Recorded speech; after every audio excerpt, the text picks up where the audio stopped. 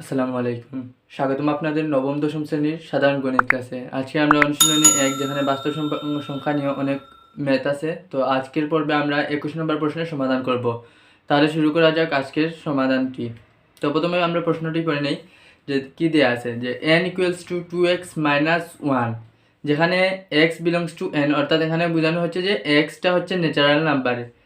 তো natural number বা স্বাভাবিক সংখ্যা বোঝানো হচ্ছে। দেখাও যে এন স্কোয়ারকে 8 দ্বারা অর্থাৎ 8 দ্বারা ভাগ করলে প্রতি ক্ষেত্রে 1 ভাগশেষ থাকবে। অর্থাৎ আমি যে এনটা দেওয়া আছে এটাকে আমরা প্রথমে এন স্কোয়ার আকারে নিয়ে আসবো। তো এন স্কোয়ারের যে মান থাকবে বা যে মান আসবে সেই মানকে যদি আমরা 8 দ্বারা ভাগ করি, বলা হয়েছে যে 8 দ্বারা ভাগ করলেই আমার যে মানটি আসবে সেটা হচ্ছে ভাগ করলেই 1 ভাগশেষ থাকবে। তাহলে আমরা শুরু করা যাক যে ম্যাথটি কীভাবে ভাগশেষ 1 থাকে সেটা আমরা দেখাতে হবে। তাহলে প্রথমে আমরা শুরু করি এন স্কোয়ার তৈরি করি। তাহলে আমাদের প্রথমে কি দেওয়া আছে যে এন দেওয়া আছে আর আমার এন স্কোয়ার বের করতে হবে। তাহলে আমরা দেওয়া আছে লিখতে হবে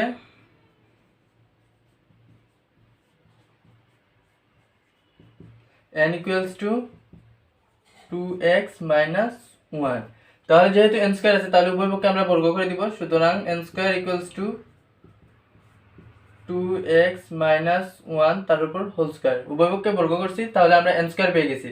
তাহলে এখন যদি আমরা বর্গ করি তাহলে এটা কি হয়, a square - 2b + b square, a square - 2, এটাকে a 2a আর এটা হচ্ছে b, তারপর হচ্ছে plus b square equals to কি থাকে 4x স্কয়ার - 4x প্লাস 1।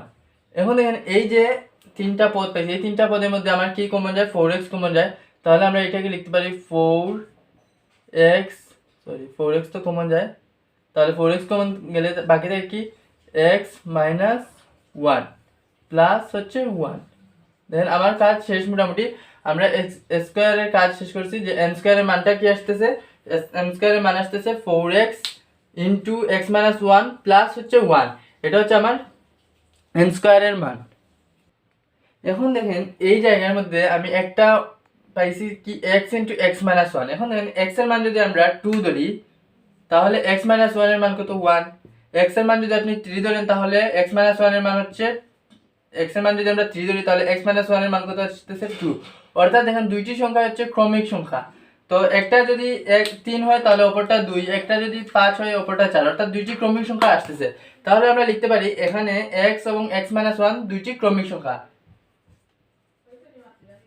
এখানে x এবং x - 1 কি দুইটি ক্রমিক সংখ্যা। কারণ কি x এর মান যদি আমরা 3 ধরি তাহলে x - 1 এর মান একটা কম, অর্থাৎ দুইটা ক্রমিক সংখ্যা আসতেছে, অর্থাৎ 2 এর পরে 3 বা 3 এর পরে 4 এরকম পাচ্ছি। তাহলে x এবং x - 1 দুইটি কি ক্রমিক সংখ্যা।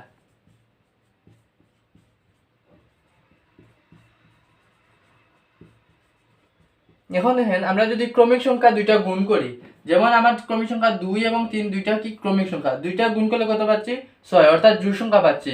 এরপরের ক্রমিক সংখ্যা কত ধরলাম আমরা 1 আর 2, দুইটা ক্রমিক সংখ্যা গুণ করলে কত জোড় সংখ্যা। তাহলে দুইটি ক্রমিক সংখ্যা গুণ করলে আমরা কত পাই, যে একটা জোড় সংখ্যা পাই।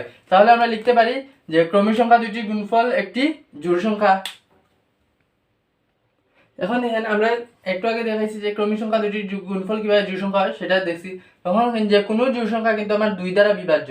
তাহলে x × x - 1 দুইটি ক্রমিক সংখ্যার গুণফল যা একটি জোড় সংখ্যা যা 2 দ্বারা বিভাজ্য। সুতরাং আমরা লিখতে পারি x × x - 1 যা জোড় সংখ্যা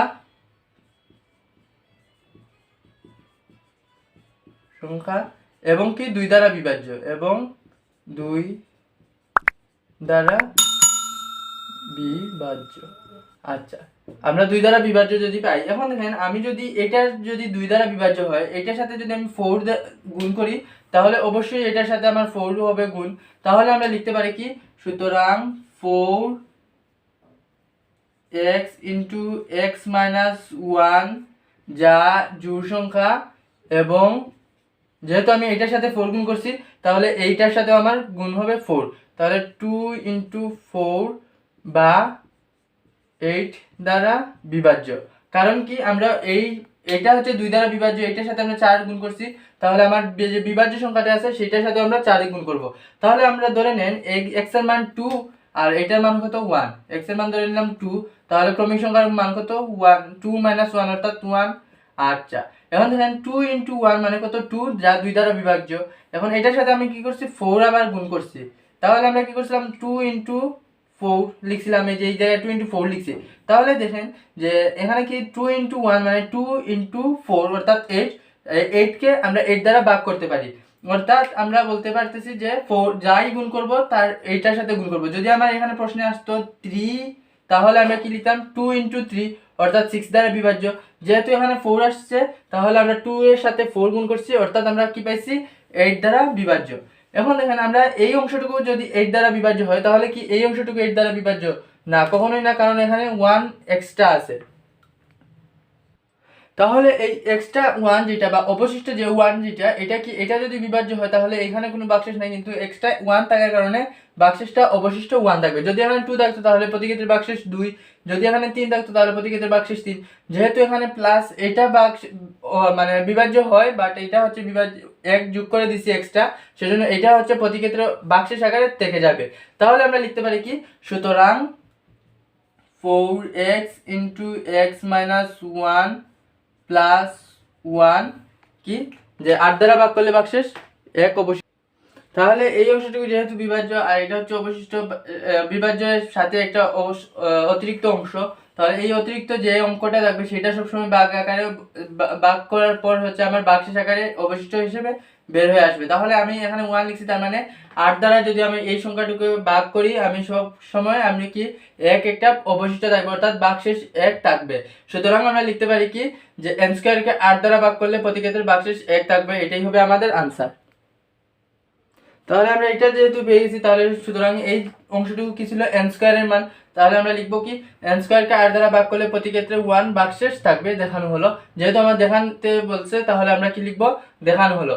তো আশা করি আপনারা 21 নম্বর প্রশ্নের উত্তরটি বুঝতে পারছেন এবং কি কোন নিয়মে আমি সমাধান করছি সেটা আশা করি আপনারা বুঝতে পারছেন। যদি বুঝে থাকেন তাহলে আপনারা পরবর্তী ম্যাথগুলো দেখতে পারেন। আমি পরবর্তী ম্যাথ এবং হচ্ছে বেসিক পার্টটা অবশ্যই আপনারা দেখবেন, কারণ বেসিক পার্টের অনুপাতে হচ্ছে আমি এই অংশটুকু সমাধান করছি। তো আপনারা যদি বেসিক পার্ট না দেখে থাকেন, তাহলে অবশ্যই আপনারা বেসিক পার্ট দেখে করবেন, তো আপনাদের জন্য সুবিধা হবে এবং আপনাদের বেসিক ক্লিয়ার হবে এবং পরবর্তী ম্যাথগুলো সহজেই সমাধান করতে পারবেন। তো যারা হচ্ছে লাইভ ক্লাস করেন তাদেরকে বলবো যে আপনারা অবশ্যই এই ম্যাথটুকু আপনারা হোমওয়ার্ক করবেন এবং হোমওয়ার্ক করে আপনারা এই গ্রুপে, যে প্রাইভেট গ্রুপ আছে, এই গ্রুপে আপনারা সাবমিট করে দিবেন। তো আশা করি আপনারা বুঝতে পারছেন। আজকে এই পর্যন্তই। আসসালামু আলাইকুম।